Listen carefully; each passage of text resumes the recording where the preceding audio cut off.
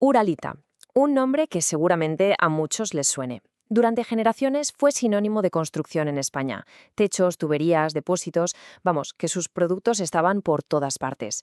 Pero claro, detrás de ese imperio industrial se estaba gestando una tragedia, una que tardaría décadas en salir a la luz y que a día de hoy todavía se cobra vidas. Esta es la crónica de una de las mayores crisis de salud pública de nuestra historia reciente. La pregunta central es, desde luego, sobrecogedora. ¿Cómo es posible que un material que parecía la solución para todo, que prometía progreso, modernidad, acabase siendo una sentencia de muerte para la gente de Cerdañola del Vallés? Bueno, para entenderlo tenemos que viajar al origen de este gigante del fibrocemento. Todo arranca a principios del siglo XX, una fábrica local que poco a poco se convierte en el epicentro de un monopolio industrial que no solo levantaría edificios, sino que acabaría definiendo la identidad, la economía y, trágicamente, la salud de toda una comarca. A ver, si repasamos la cronología, vemos un siglo de dominio casi absoluto. Empezamos en 1907 con una empresa precursora, luego en 1920 nace Uralita S.A. y con ella la era del fibrocemento. Su momento álgido llega en los años 70, cuando era una de las 5 mayores empresas de España. Casi nada. Pero a partir de ahí empieza la caída. En 1997 cierra la histórica fábrica de Cerdañola.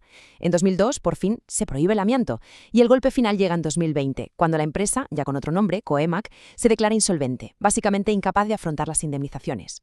Y claro, tanto el éxito como la tragedia de Uralita se explican con una sola palabra: amianto. Un mineral que en su día se vio como un regalo de la naturaleza para la industria, pero que en realidad escondía un secreto mortal en sus fibras. Es que aquí la paradoja es brutal. Por un lado tenía propiedades que parecían mágicas, más resistente que el acero, no se quemaba, no se oxidaba y encima era barato. Vamos, el material de construcción perfecto. Pero por otro lado, su propia estructura microscópica era su condena. Las fibras son tan pequeñas que al inhalarlas se convierten en agujas indestructibles que se clavan en los pulmones para siempre.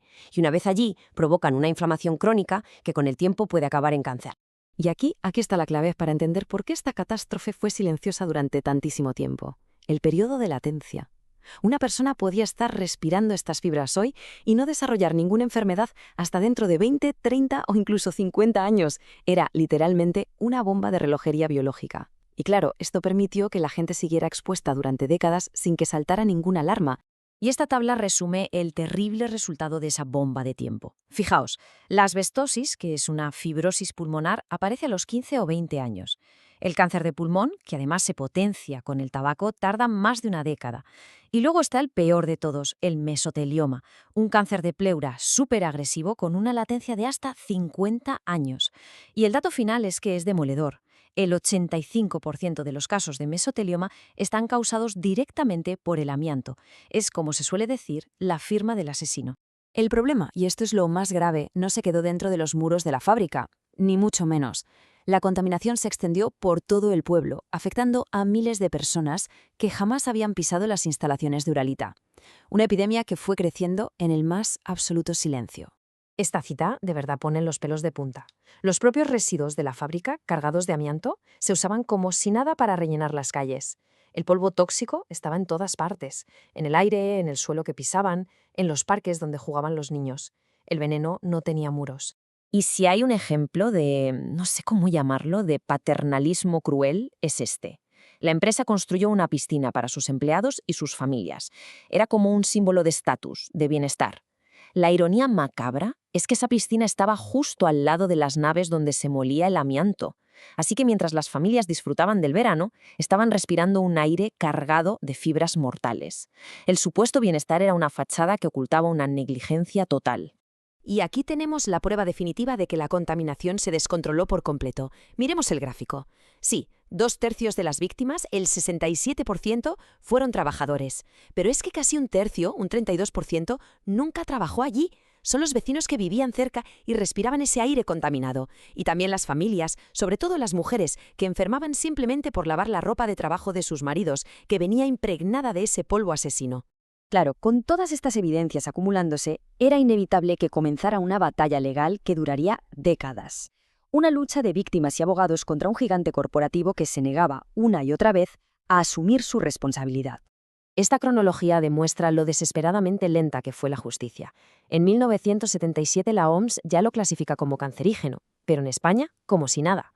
Tuvieron que pasar 20 años, 20, hasta la primera condena a la empresa, en 1997. La prohibición total no llegó hasta 2002, demasiado tarde para miles de personas. Y el hito más importante tardó todavía más. En 2021, el Tribunal Supremo por fin reconoció el derecho de los vecinos, de las víctimas ambientales, a ser indemnizados. Y este es el punto que lo cambia todo, el dato clave de la sentencia. El tribunal confirmó lo que era un secreto a voces. Esto no fue ignorancia, fue una negligencia deliberada. Quedó demostrado que Uralita sabía perfectamente del peligro del amianto desde los años 40 y aún así no hizo nada. No puso las medidas de seguridad necesarias ni para sus trabajadores ni, por supuesto, para la comunidad. Con el cierre de la fábrica y su quiebra no se acabó el problema, ni mucho menos. Uralita dejó tras de sí un legado tóxico que literalmente sigue enterrado bajo los pies de los habitantes de Cerdañola. Esta frase es durísima, pero resume la situación actual a la perfección. El subsuelo de la ciudad está contaminado. ¿Qué significa esto? Pues que cada vez que se hace una obra, una zanja, una excavación, se convierte en una operación de alto riesgo que puede volver a liberar esas fibras mortales que llevan décadas enterradas. Y si alguien piensa que esto ya es cosa del pasado, que se fije bien en este número. 1. Un nuevo caso cada semana. Cada 7 días una familia recibe un diagnóstico terrible por una exposición que pudo ocurrir hace 30, 40 o incluso 50 años. La bomba de tiempo sigue explotando una y otra vez. El legado de Uralita es una herida abierta. Por un lado, un pasivo medioambiental, con un subsuelo que condiciona cualquier obra y el futuro de la ciudad. Por otro, un pasivo sanitario, porque se estima que las muertes seguirán apareciendo hasta como mínimo el año 2040. Y para rematar, un pasivo moral y económico. La empresa ya no existe para pagar, lo que deja a las futuras víctimas en el desamparo más absoluto y hace más urgente que nunca que se cree un fondo de compensación estatal. Y esta es la pregunta que resuena hoy en Cerdañola y, en realidad, en toda España. La empresa que causó el daño ha desaparecido, pero el daño sigue ahí, latente. Cuando una corporación se desvanece, ¿quién asume la responsabilidad de limpiar su veneno, de cuidar a los enfermos y de compensar a las víctimas?